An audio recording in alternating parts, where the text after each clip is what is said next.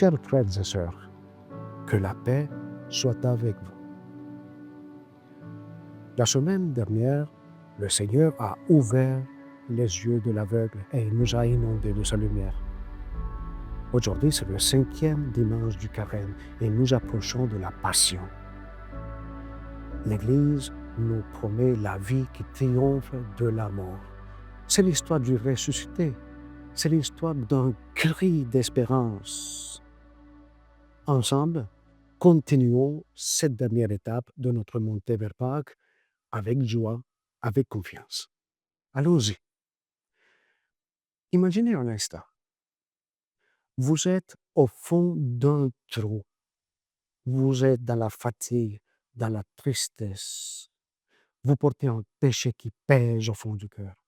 Et cette fois-ci, il y a une voix puissante qui appelle. Sors de là! C'est exactement ce que Dieu nous dit ce 5e dimanche du Carême. Il ne veut pas du tout nous laisser dans nos tombeaux intérieurs. Non, il vient nous ressortir, nous ressusciter et prononcer pour nous une bonne promesse remplie d'espérance. Pensons par exemple à cette famille endeuillée. Leur frère est parti trop tôt.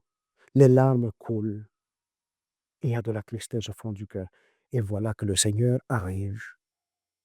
Il ne reste pas à distance, non, pas du tout. Il pleure avec eux. Il pleure et il partage leur peine. Et puis, avec une autorité incroyable, il donne des ordres à la mort. La vie reprend le dessus. Ce n'est pas de la magie, bien sûr. C'est la puissance de Dieu qui se révèle. Le Seigneur nous montre qu'il est plus fort que tout ce qui nous enterre. La maladie, le découragement, nos erreurs, notre péché.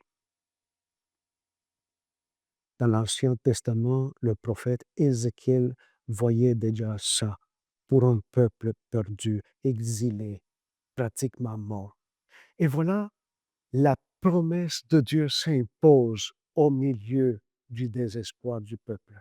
Je ferai que vous ressortiez de vos tombeaux. Je vous redonnerai mon esprit et vous vivrez. Quelle bonne nouvelle! Ce n'est pas une théorie lointaine, c'est une promesse pour aujourd'hui, c'est une réalité. Promesse d'amour. Concrètement, comment pouvons-nous répondre à l'invitation de ce message? D'abord, prenons un moment chaque jour pour confier au Seigneur ce qui nous enterre, ce qui fait mal, une habitude toxique, une peur, une relation cassée. Nous pouvons lui dire, viens Seigneur, fais-nous revivre, tu peux nous donner la vie. Puis partageons avec quelqu'un notre foi et le bonheur de cette vie nouvelle, comme les amis autour du tombeau. Et finalement, approchons-nous des sacrements. À chaque fois que nous le faisons, c'est le Seigneur qui nous dit « Sors de là, sors de là ». C'est le Seigneur qui nous détache et nous rend libres. Chers frères et sœurs, ce dimanche nous invite à croire de tout notre cœur.